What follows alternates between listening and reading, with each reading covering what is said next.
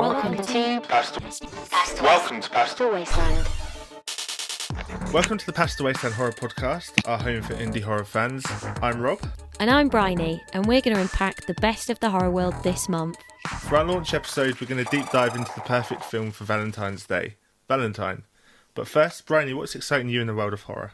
So I'm a little bit excited about the release of Skinamarink on Shudder. I think anybody that hasn't seen that should definitely give it a go. It's kind of more of the ASMR analog horror. And, you know, if you don't know whether or not if it would be up your street, so to speak, just check out Kyle Edward Ball's Heck on his YouTube. And I'm also really excited about The Outwaters by Robbie Banfitch. I don't know anything about this. I've just seen the marketing of it on Twitter and it looks incredible. And what I'm most excited about is that we're going to go watch Knock at the Cabin on my birthday. So that should be really, really fun. But I feel like we should talk about some actual horror news and not my birthday. So, well, I'm really excited too. But yeah, so Eli Roth returns to VR with Be Mine, a VR Valentine's slasher. And I'm really excited about this because obviously Valentine's Day has had a few kind of, I guess, films and things, one of which we're going to speak about today. But I think Eli Roth really has proven himself before in VR, and I think the Valentine angle could be quite good. I haven't experienced it yet, I haven't tried it out, but I do love Eli Roth, and I think this new VR experience is going to be really great. So I'm definitely going to check that one out, and I'm going to feedback on the next episode. I'm a little bit scared of VR, so I don't know if I'll have a go. But moving forward, we will be sharing news and interviews on the indie horror scene. So please get in touch with us at pastelwasteland.com to share your news or any things that are on your radar. Yeah, 100%. I'm really excited to hear about everyone's projects. I feel like on Twitter you kind of see a lot of what people are doing, but I'm sure there's more. And one thing we really want to do here is support indie horror. So please do reach out to us if you're kind of a filmmaker, a author, writer, anything like video games especially. I know that there are a lot of horror video games kind of on Kickstarter at the moment, so we'd really love to kind of try and help support that. Will you dance with me? Dance with me? Dance with me? Dance with me? God, we were so horrible to that kid. What do you think happened to him? So, Bryony, how would you describe the film Valentine to someone who hasn't seen it before?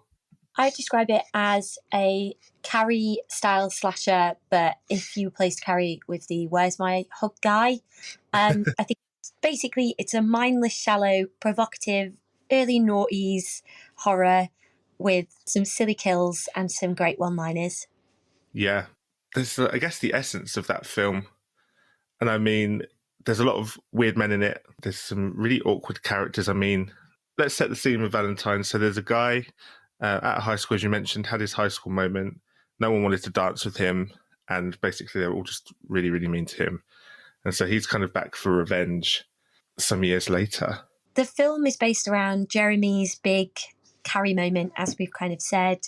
He asked a bunch of girls who I guess were the popular girls in school. It kind of just looked like he asked anyone and everyone, to be honest. We've all been there. They said no, but then Dorothy, who, you know, does make a reappearance in the film, says yeah, kisses him, and then says that, quite meanly, says that he forced himself upon her. Yeah. Then he gets beaten up and stripped. So this story is about how he gets his revenge on those girls. Yeah. So let's talk about some characters. I mean, who would you say firstly is the most annoying character in your opinion? Kate. She's like the most annoying character in the film. She just spends the whole film looking confused. She doesn't really know where she is. The whole Adam drama is just silly. And I mean, she's pretty shit. Like, she's not a great person. Hasn't really got a nice word to say about anyone in the film, to be honest. But yeah, and then there's obviously Adam, who obviously played Angel on Buffy. A lot of people know him from that and kind of Bones. And he's another one. I think they only had him for 10 days, so I think that's the reason that maybe he kind of pops in and out of conversations. But he's very 2D, isn't he? He's obviously he's got his an alcohol problem and something that's happened in the past, but they don't really get much past that little thread of their relationship. We don't really get a deep insight into Adam. Well, I completely agree. There's, in the later part of the film, when the anxieties towards certain men that are, introduced in the film come up, they ask her the question, how did you meet Adam? And nobody knows. I don't know how or why he's there. No. I know Kate's boyfriend, but apart from that, he actually doesn't have a point in the film. Obviously he does because of the ending. But apart from that, pops up for 5 minutes here and there and just drags the story out, I guess. Yeah. On the flip side, I think I already know what this answer is going to be, but who's your favourite character? Denise Richards. Yeah, Denise Richards' character. And why do you think she's your favourite? I think that she had her own film. She had her own plot. I don't know. I think the rest of them, as you said, there's a lot of two-dimensional characters in this film, but I just think her character's very fun. She has probably the best lines in the film as well. You can just tell that maybe she had a bit of fun with it. I think one of the interesting things on rewatching on Denise Richards' character is she's the one character that kind of reflected some other bad behaviour aside from just the men that she was with or whatever. She reflected that very kind of pervy, uncomfortable side of the detective, which actually the way she handles herself in that scene and the contrast of how she kind of has to act there compared to when she's with everyone else, I thought was actually one of the interesting kind of more deep moments in the film. Yeah, I think also she shows a bit more empathy towards it. There's another scene where she shows quite a lot of empathy towards Dorothy when they're asking questions about Jeremy and what happened in school. And she doesn't even question whether or not if her friend would have potentially lied about it. I think she looks like a good friend. Out of all of the people in the film, she seems like the least shitty, but also the most kick-ass. Yeah, I think that's a fair description. One thing I'm going to pick up on all of them, though, is the fact that they never know where each other are. And they kind of just, people get lost, people go missing, and then no one kind of follows up with each other. There's the girl that gets shot with a crossbow. Her name escapes me, but they just basically think, oh, she's in LA. She's gone. They live together as well, don't they? I think they do. Or they're all we were showing that they're around each other's house when they're eating those weird chocolates that have maggots in them. There's a lot of scenes where they kind of go over to each other's apartments and they just drink orange juice. And then suddenly, she's disappeared into a bin and no one cares. They're like, oh yeah, we won't even bother checking she got there okay. Yeah, we both said this, that there's loads of characters that are in it and then you never see them again. And they're meant to be really close friends and none of them reach out to each other. And I completely understand that it's the early 2000s, so it must be more difficult to get in touch with people. I mean, you can probably talk better on this than I can, but that was a joke. So. I was like, yeah, you calling me old again? Yeah. It. MSN. MSN Messenger, mate. Smarter child. I had Bebo. Sorry. Yeah, I thought it was really weird. No one reached out to anyone. They had mobiles as well. Nobody was sending a text. A text or or even just saying, oh, I'll ring you at your hotel or something on the landline. I get that they're all preoccupied, but the level in which they were trying to show how much and how close they were doesn't make sense why none of them would have spoke to her once. And then instead of calling her, they ring the office and they're like, I've rang the office and she isn't there. So moving on to the kills. Now, I know we've mentioned in this one that there isn't as much on screen as perhaps on other slasher films. And I would say, what was your favourite kill? What was your least favourite kill in this film? Okay, so in regards to the kills in the films, I'm just going to say quite quickly that like many horror fans, and specifically slasher fans, it is a bit shit that in this film, a lot of the kills happen off screen. If you're going into this for a gore, hostel-esque vibe, I mean, not hostile in the sense of like torture. I mean, like on-screen killings. I don't know why I said that. It's a really bad example. But if you're going into it looking for that, you're not going to get it. But No. the best is, in my opinion, the hot tub scene. I know that our opinions differ on this. I think the killing of the detective is my least favourite kill. I would have liked to have seen that because he was a dickhead. So Yeah, it would kind of been a bit of catharsis and a bit of payback for him being so pervy earlier in the film. So I totally agree with that. I mean, what was it about the hot tub scene and obviously killing your bestie, Denise, that you liked so much? I think it was the most fun and probably the most creative. I mean, they did a very good verbal job of explaining what she was doing in there later on, but Yeah, that was a really weird bit when they were like, she's always in the hot tub at parties. Oh, right. Good job you've explained that, because I had no idea why she was in there, to be honest with you. You know it was for the trailer. She has that little one-liner like, will you be my Valentines? She's really sexy and it's very sultry. Like, yeah, it is probably the most creative kill in the film. And it's like really claustrophobic as well. Like, I hate the idea of, I don't like putting my head underwater. So the idea of getting stuck in water up to your neck where you can only just about breathe. Like, imagine hyperventilating in a space that thin and then also trying to get away from like a drill. yeah. I mean, It's awful. I thought she was going to get away with it. I thought that when she started bleeding, because that he was going to be like, oh, she's dead. But he didn't. He then electrocuted her, which, fair play. definitely dead. And that's the thing. There isn't many of those kind of, like, obviously real life would be horrific, but in slashers, you want that creativity. And there are a lot of the scenes are just very one note, aren't they? It's either like stabbed or whereas that just kind of really amps it up. I would say on my behalf, I really like the crossbow scene. I don't know if I really like the crossbow scene because I really don't enjoy the art gallery scene. And maybe it was just nice to have a bit of action and drama in that scene where the rest of it's very one note. I think the crossbow is an interesting kill. Obviously, there's the whole Cupid iconography. I think he only uses this crossbow once as well, which I think might have been like a missed trick. Well, that's but the I did mask enjoy. that he's got as Yeah, the mask, which kind of pops up in the school scene, and then it's on him again. Not a huge thread made between it, apart from those kind of things, but it's enough. But yeah, when he kind of shoots her through the art gallery kind of display, and she falls into the bin, never to be worried about again. I think that's my favourite kill. Yeah, I agree to a point. Like the little flips she does and things, quite fun. It's very Scream. Yeah, it does have that kind of comedy about it, doesn't it? Almost fall against the railing, and then it's another one, and you like do some kind of wild backflip over the railing.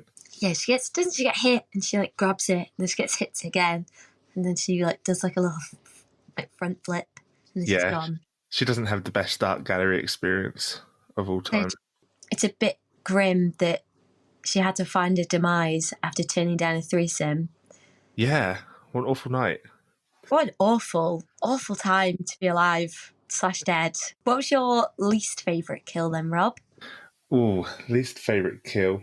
My least favourite kill was also the detective, just the head in the water. I thought it was going to be built up a little bit more. Obviously, we said when you mentioned it about there's no act of revenge or the finishing of that thread of him being such a perv. And also, aside from that, he was like quite a main character. He was the one that was kind of following up a lot of the time and the friends weren't. And for him to have no kind of power in this situation against all these teenagers and Adam, who's about 35, it's just really odd that he was like suddenly decapitated and just in a pond. So that was my least favourite as well. So what do you think the cheesiest moment was? Like, do you have any favourite lines from the film? Oh, God. I mean, the whole thing's a bit of a cheese fest. I think we've kind of realised that.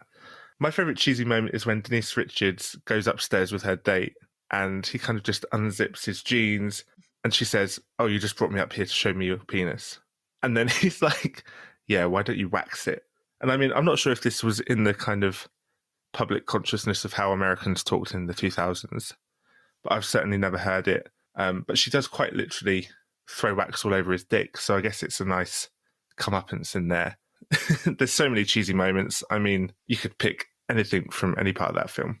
Well, every single conversation that any of the characters have, there's one-liners in it. Yeah. It's so intentional that they were trying to create this like memorable dialogue that you're right. I think we spoke about this a little bit, like the constant character tropes. Yeah. So like everybody speaks in the way that I guess you'd expect them to speak. And that's where you get like the pretty obvious stereotypes. And then, yeah, it has got some absolutely brilliant one-liners in it. Do you think that it represents the era? Because I clocked this. The soundtrack ain't half bad. No. And I mean, I kind of clocked a Linkin Park song. And I was like, there was something about horror films actually in the early 2000s where they would just play kind of like metal music or rock music. And I kind of miss it. Nowadays, it's all kind of like dance and pop. And it's like someone wants to get murdered to a Dua Lipa bop. I'll tell you what I miss. I miss the music videos that used to come out beside the marketing for the film, because that's how I got into A Perfect Circle, was because of the Constantine music video for Passive, and it was on the special effects section on the DVD. Ah, really? Do you know what? Actually, I'm not hugely into A Perfect Circle, but they also did a track for a Resident Evil film, and that's how I discovered them the first time as well. So maybe A Perfect Circle owe a lot of their success to Naughty's horror films. But they all have, really cool music videos and really cool, like, Scuzz and Kerrang kind of tie-ins. Yeah. That there isn't enough of in horror films nowadays, I don't think. So horror filmmakers, if you're listening, let's throw some Naughty's era heavy rock back into films. Visit pastelwasteland.com to join our email community. We are building exclusive content that will be delivered straight to your inbox twice a month. No spam, no hard sales, just exciting indie horror content, news and interviews, plus giveaways and exclusive extras. Only available in your inbox. Join us now and open a whole new world of indie horror. The film is very much a product of its time, 90s and 2000s. How do you think a filmmaker should approach it, or would approach it if it were being made today? I think they'd have to address the diversity in the film. I think there's a huge lack of diversity. Everybody's white. Yeah. There's only one person that isn't white, and that scene is just grim. Yeah. I think you messaged me and you were like, I actually completely forgot about this scene.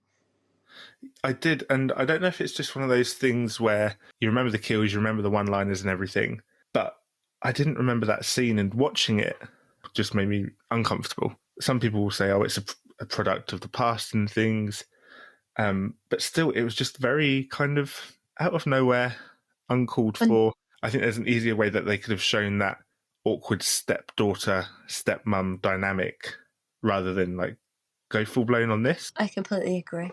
So just taking it back to the question, I think if we were to make the film now, it would be quite similar to the likes of Unfriended or Host, but I think it would concentrate more potentially on online dating, so maybe using Bumble or Tinder and looking at, I guess, how dangerous it is, or it can be, to meet people online, because this film introduces the subject of like, do you really know them? Yeah. And I think nowadays that's so important. Like, we do an element of vetting. We were saying this earlier, like you go through their Instagram, or you look at their tagged photos just to see if they're not a catfish and things like that. But are they who they present themselves to be? And I think that this film, if it was to be remade, could be modernised so that maybe Jeremy was cyberbullied at some point and that's why he doesn't have any online presence anymore, or something like that. Then he comes back as like somebody on a dating app, and then maybe dates one of them, gets his way into the group and kills them from the inside out. Well, kills the group from the inside out, not them. Jesus.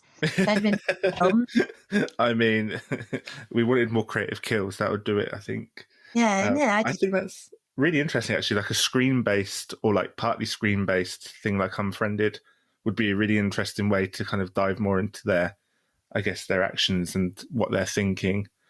That could be really cool, actually. I hadn't even thought of it from that kind of angle.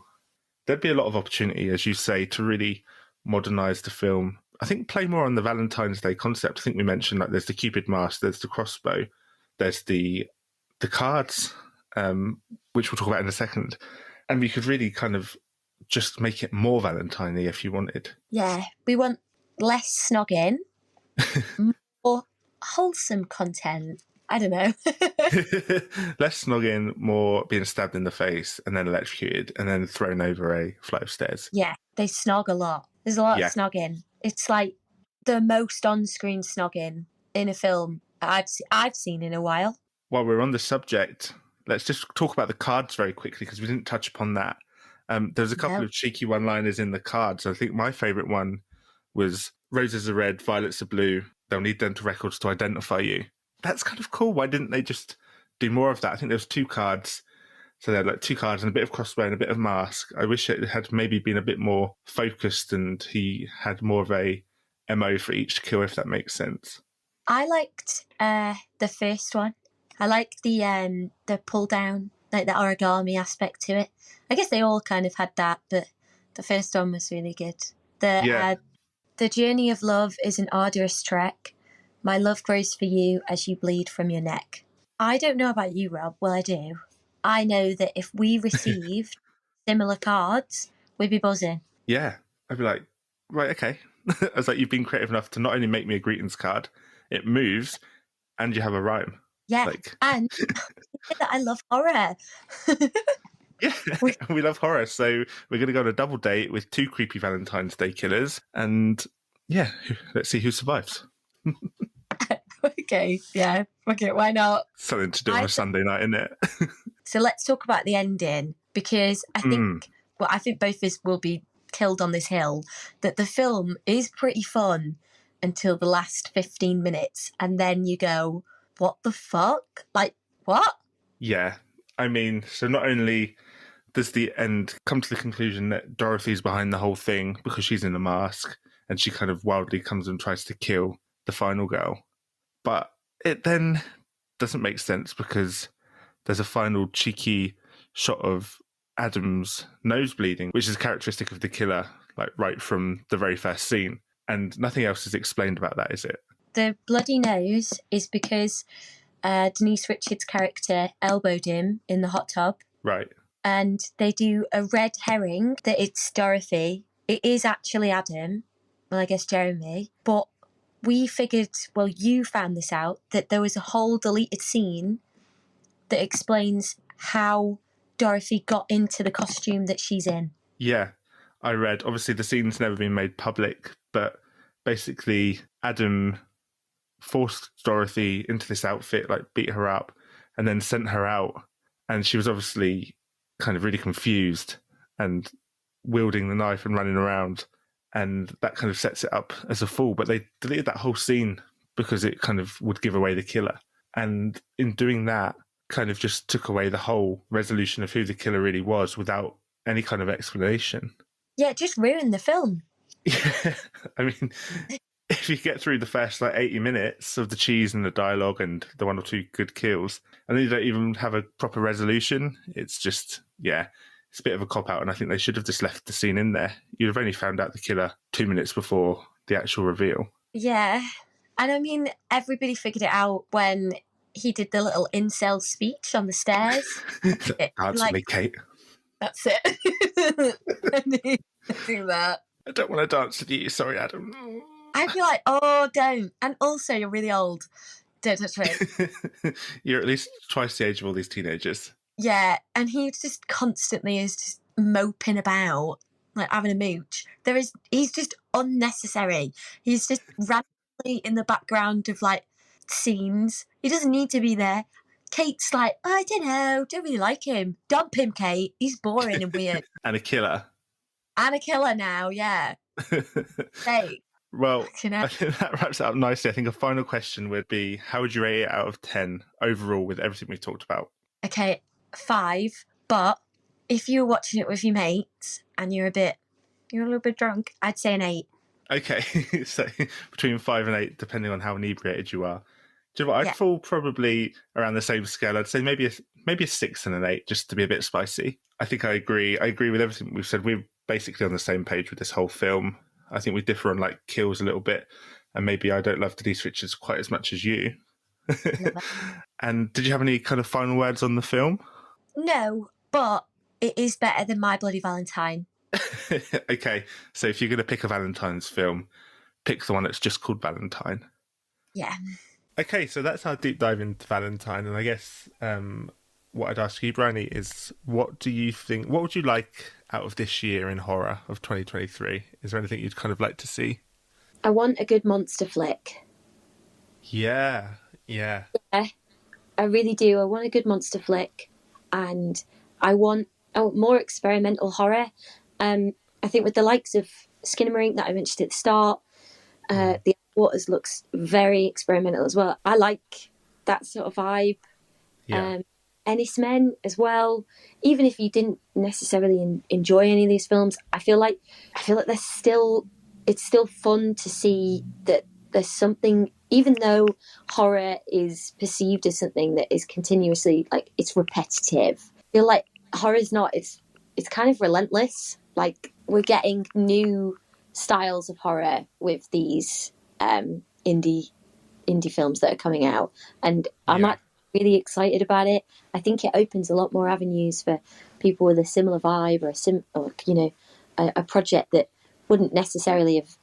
It would have been overlooked. So I'm excited to see what indie creators have to offer and how experimental it's going to get.